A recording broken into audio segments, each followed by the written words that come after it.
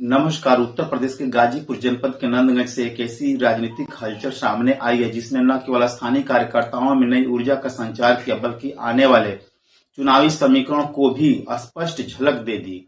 सदर विधानसभा क्षेत्र के ग्राम सभा बाघी में आयोजित चाय पर चर्चा कार्यक्रम एक साधारण जनसंवाद से कहीं अधिक बन गया। यह कार्यक्रम संगठनात्मक शक्ति प्रदर्शन, राजनीतिक संदेश और जन भावनाओं को जोड़ने का एक सशक्त मंच साबित हुआ।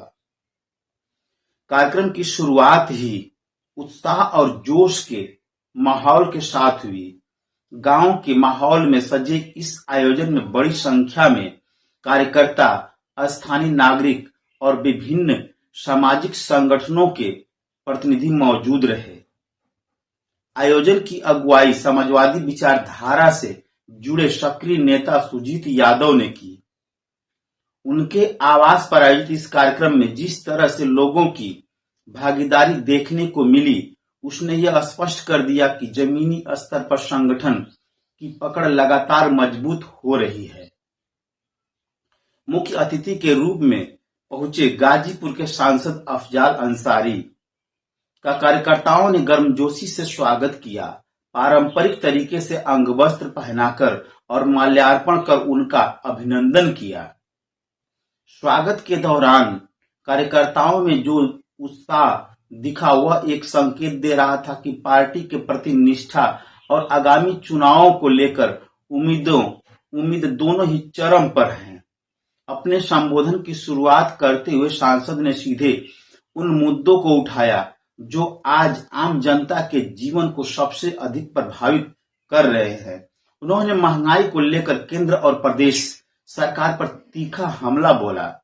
उन्होंने कहा कि आज देश का आम आदमी आर्थिक दबाव में जी रहा है और रोजमर्रा की जरूरतें पूरी करना उसके लिए चुनौती बनती जा रही है।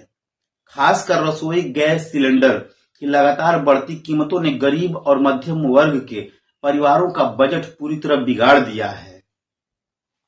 उन्होंने अपने भाषण में यह भी कहा कि सरकार महंगाई पर नियंत्रण पाने के लिए कोई ठोस और प्रभावी कदम उठाने में विफल रही है। उनके अनुसार केवल बयानबाजी से समस्याओं का समाधान नहीं होता है, बल्कि ठोस नीतियों और योजनाओं की जरूरत होती है जो जमीन पर असर दिखाए।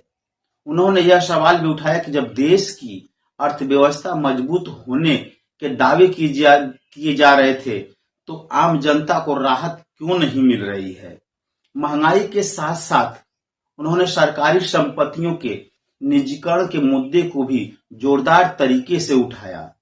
उन्होंने कहा कि रेलवे, ट्रेन सेवाएं और अन्य सार्वजनिक उपक्रम देश की संपत्ति है जिन्हें निजी हाथों में सौंपना देश हित के खिलाफ है। उन्होंने चेतावनी दिया कि इस तरह की नीतियों से न केवल सेवाएं महंगी होंगी बल्कि रोजगार के अवसर भी कम हो जाएंगे।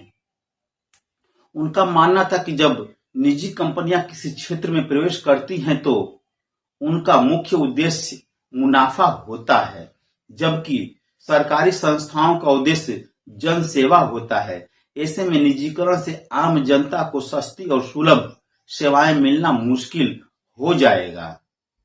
उन्होंने यह भी कहा कि इससे आर्थिक असमानता और अधिक बढ़ेगी, जिससे समाज में संतुलन बिगड़ सकता है।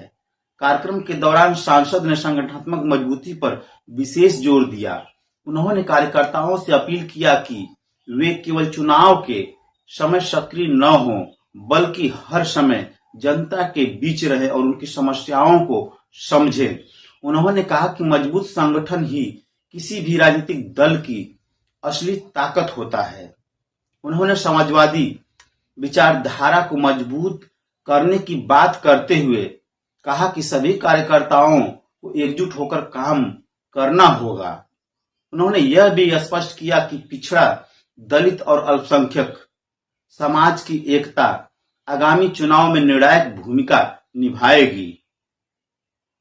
उन्होंने कार्यकर्ताओं से आह्वान किया कि वे इस सामाजिक गठजोड़ को और मजबूत करें और गांव-गांव जाकर लोगों को जोड़ें।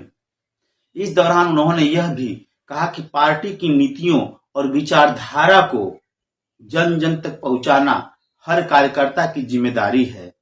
उन्होंने कहा कि जब तक लोग सही जानकारी से अवगत नहीं होंगे तब तक वे सही निर्णय नहीं ले पाएंगे। इसलिए जागरूकता फैलाना बेहद जरूरी है।